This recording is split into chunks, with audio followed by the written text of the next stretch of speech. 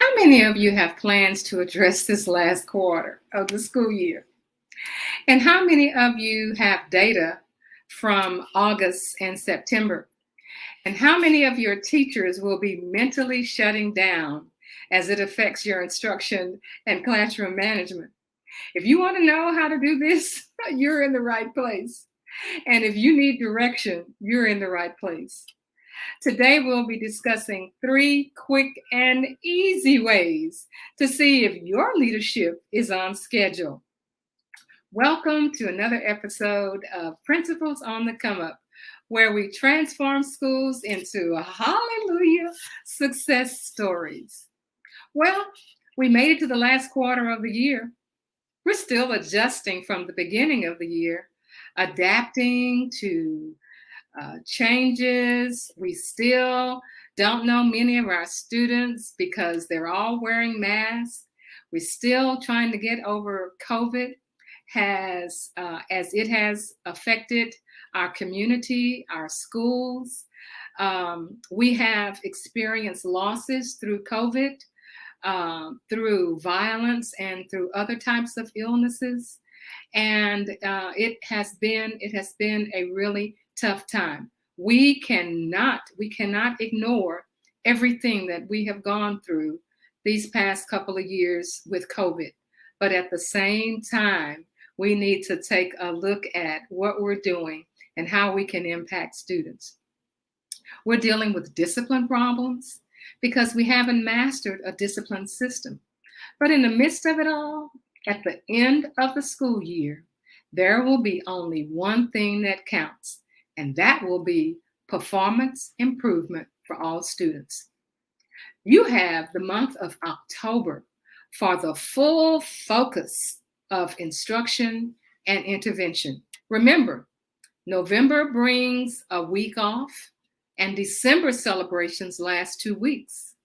What plans do you have for this last quarter? And what data do you have for August and September? And can you trust the data? What activities do you have to build focus and improve student performance? And why is it important to incorporate the community in changing your school's culture? Hi, my name is Barbara Polk, and I am known as a turnaround principal. I was assigned to the lowest performing campus in my district to turn around, and it was one of the lowest performing campuses in the state of Texas. With me and my team, we were able to turn that school around in a year's time, and after 8 years, it never went back to low performing. I was chosen by the Harvard Graduate School of Education, their Urban School Institute, to go in there and work with principals and assistant principals from throughout the United States and other countries to work on students that were low performing, communities that had low performing students, to see what we could do to bring them up so that they never returned to low performing. I was also assigned by the Texas Education Agency to go into schools that were low performing because of the success that we had at our schools. And we got those schools turned around. So we do have some hallelujah success stories out there. So before I get started, what I want you to do, I want you to hit that invite button. If you're on the Principals on the Come Up private Facebook page, at the top of the page, you have the invite. Hit that invite button, and you can invite your friends and your colleagues to join into our organization. Hello, Miss LaWanda Finney. You are amazing as well.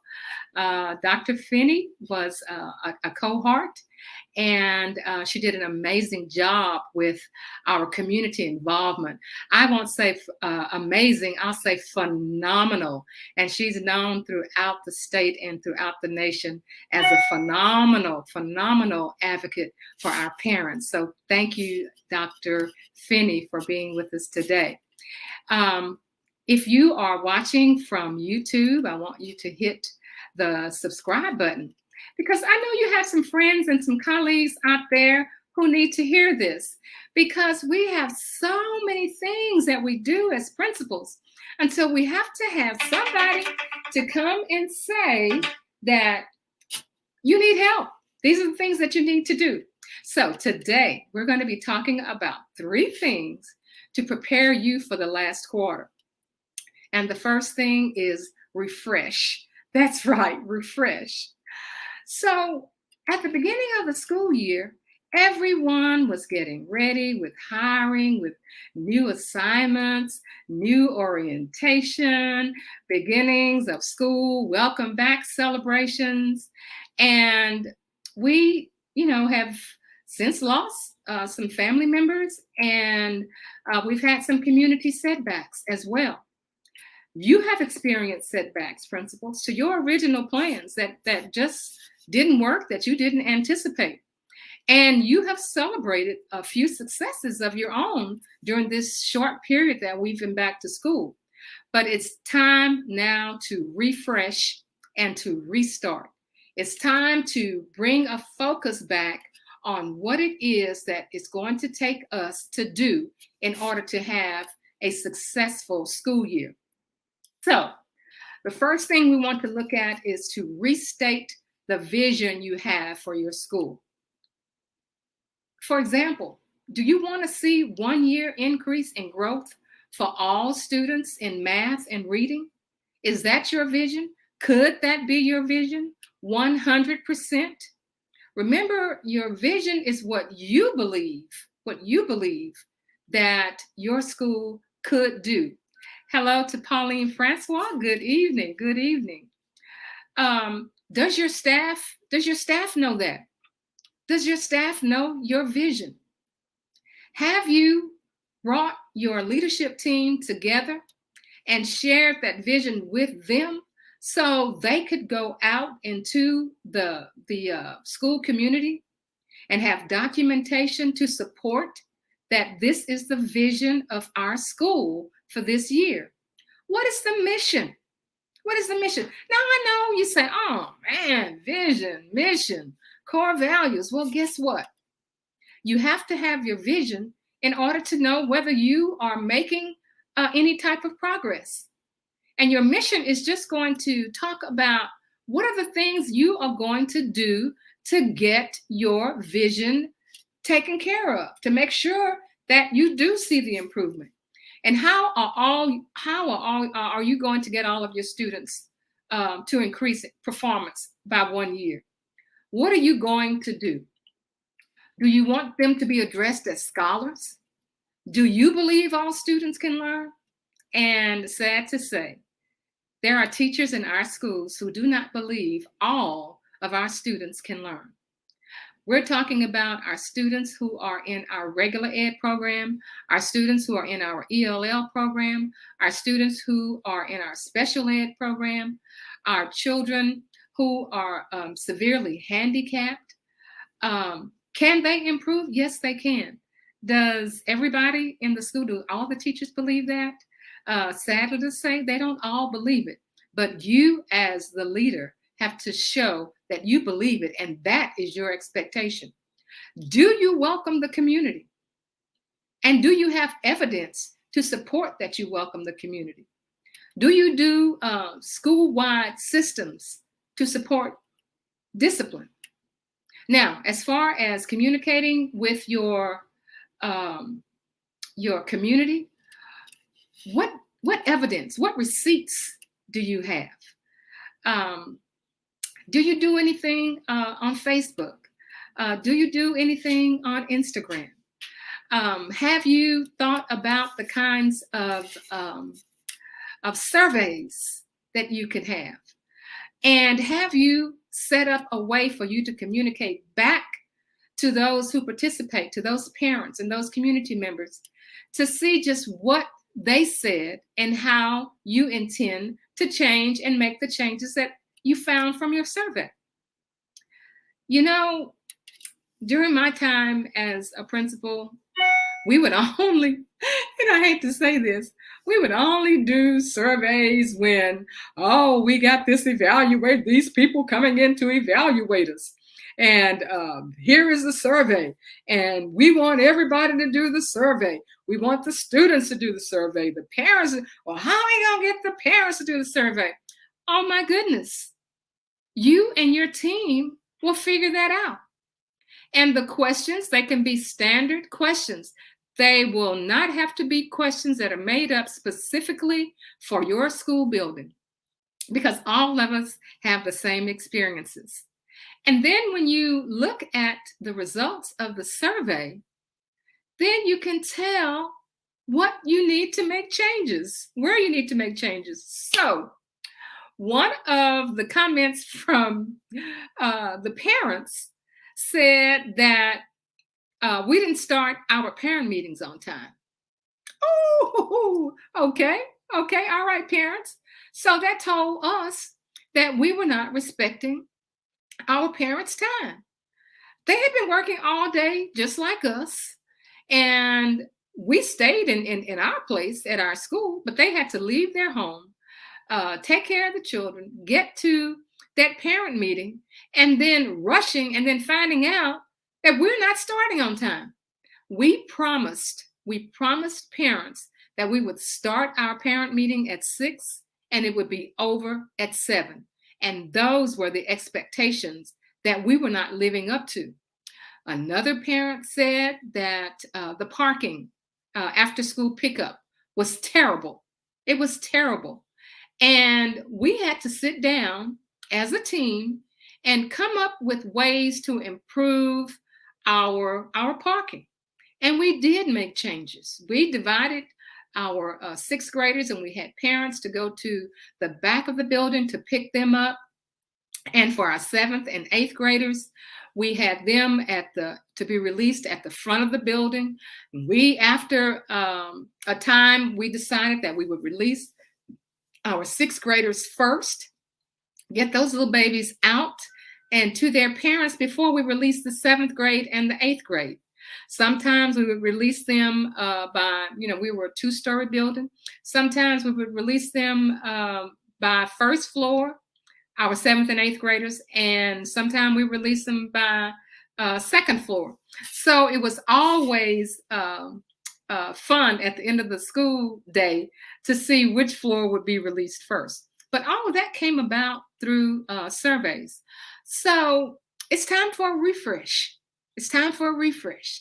It's time to look back at what you have and see what's working and see what's not working and fix it. So you do have some data for August and September. But it's a strange thing that everybody is passing in August and September. Everybody's making good grades during that first reporting period, whether it's 6 weeks or 9 weeks. Everybody is just doing a great job.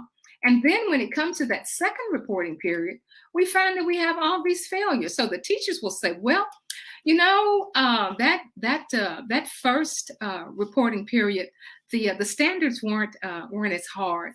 So these standards are more of a challenge. So does that mean because the standards are more of a challenge that our children have to fail? Does it mean that?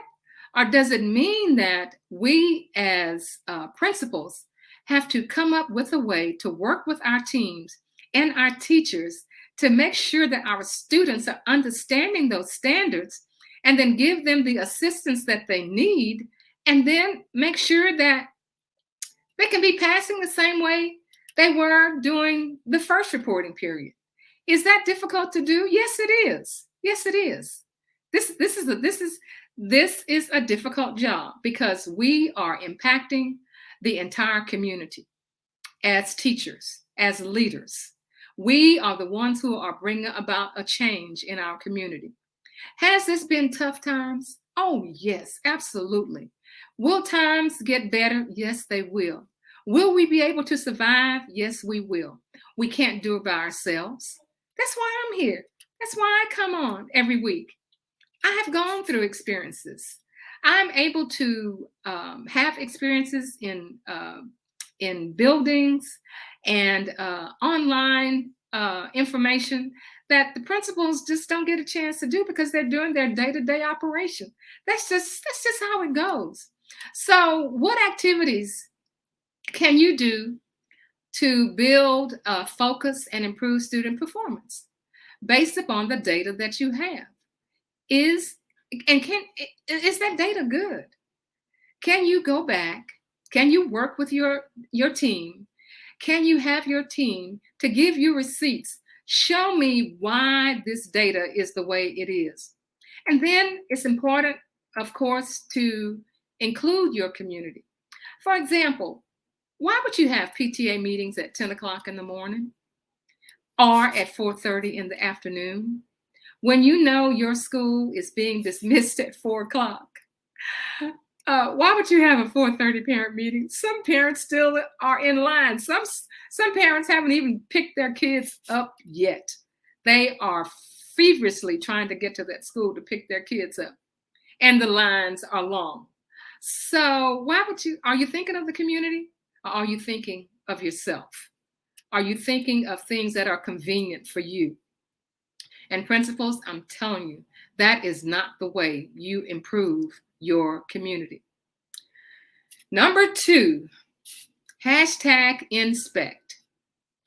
Inspect what you expect. Paula is saying, I love listening to you. Good information about schools and our community. Thank you. Appreciate that, Pauline Francois. Inspect what you expect. Have you inspected what you expect? Do your teachers know what you expect? Have you given them your expectations in writing? Some form, some way to check that they understand. You know, during the beginning of the year, the instructional leader has lots of I's to dot and T's to cross. You're moving fast and furious. You've been able now to get a pulse of the school, especially the pulse of the teachers. And you know who your supporters are now, and you know who your distractors are. You've been given directives from central administration and supervisors, and some of the directives that you've received, they just don't fit.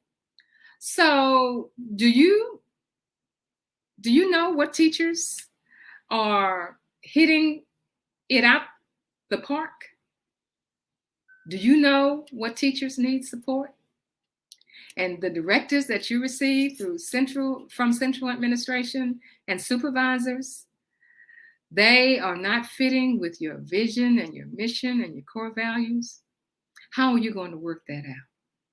Your teachers are looking to you for leadership and support.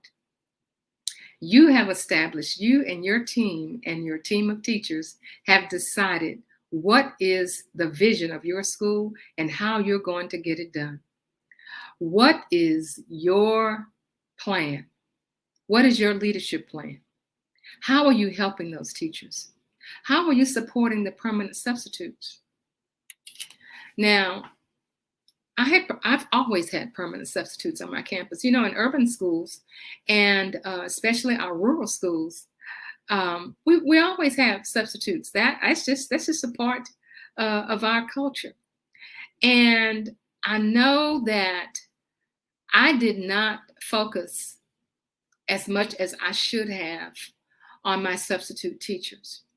I was just blessed to have a good leadership team who could help me, who could see things that I didn't see, who could step in and to support those substitute teachers.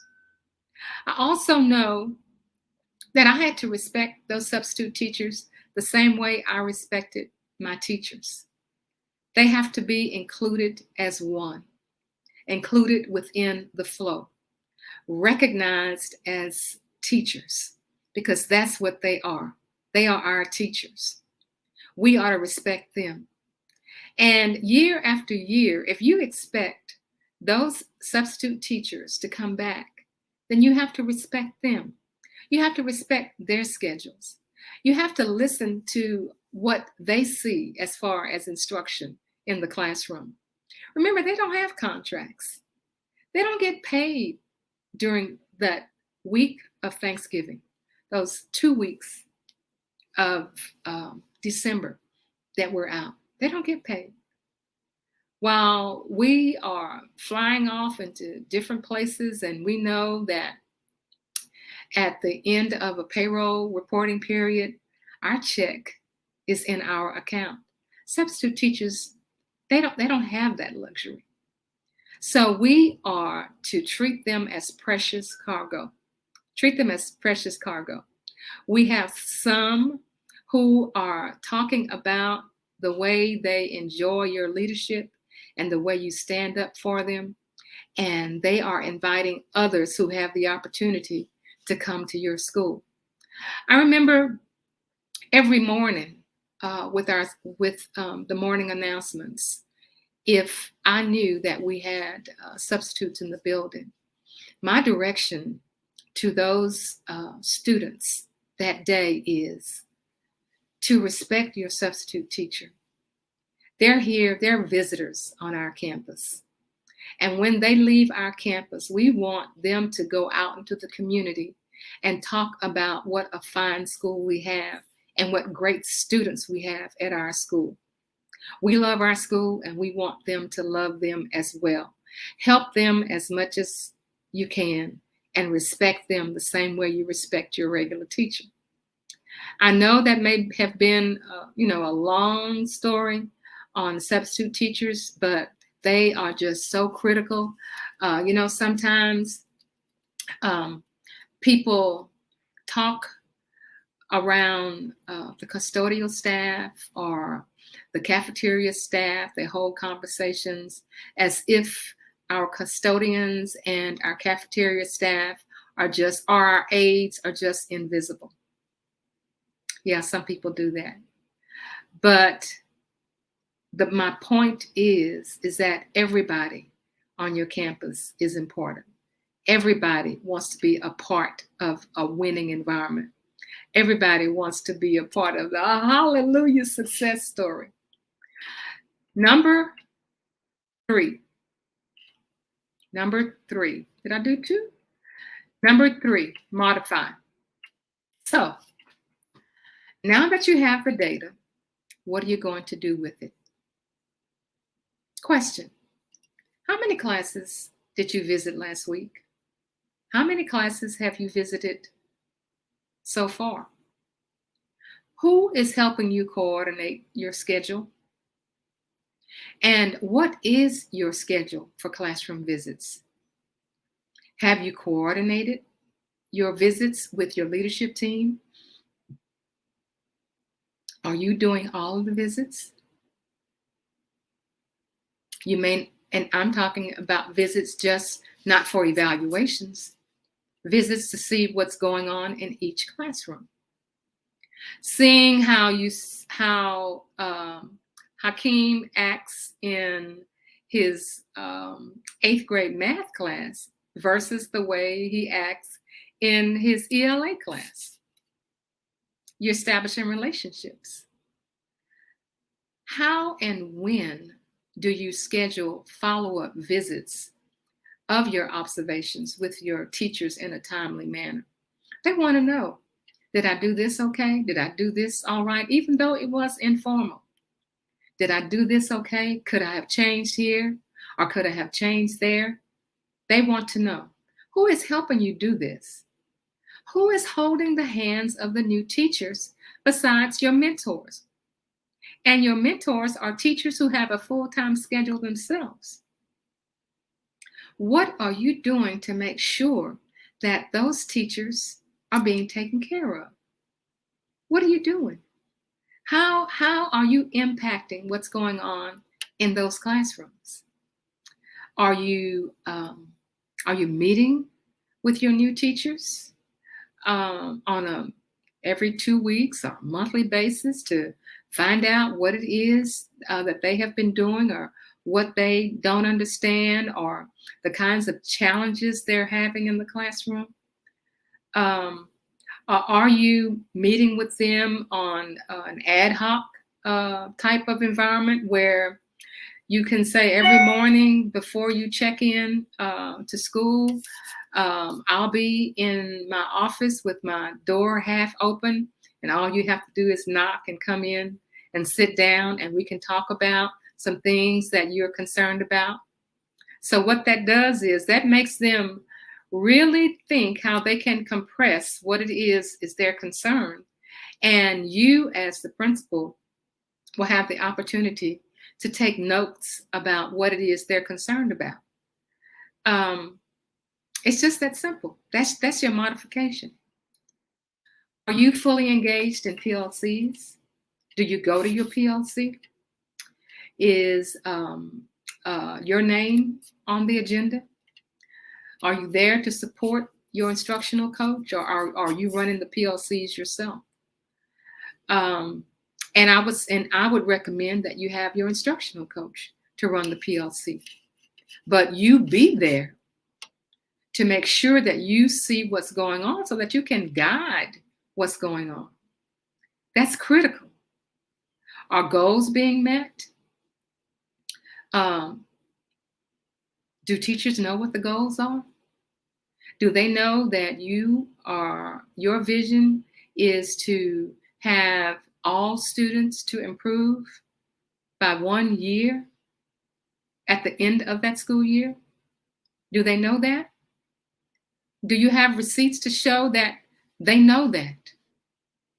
Is your secretary or your administrative assistant involved with these plans so they can support you?